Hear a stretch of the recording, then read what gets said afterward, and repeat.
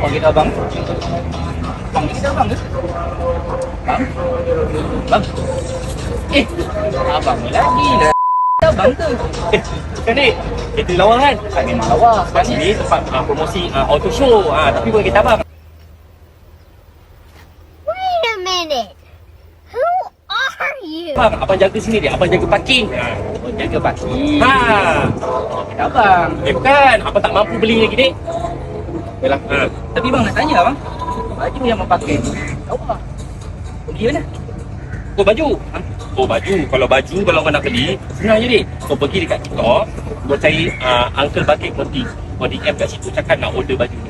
Dekat situ dia ada jual. Apa gitu? Cakap budak ni. Bukan TikTok. Susah lah cakap orang pekat ni. Kau ikut aku bang. Kau tak dengar orang ni. Kita di sini bang. Allah punya orang ambil aku. So korang nak dapatkan baju Uncle Bakit, DM TikTok Uncle Bakit Store.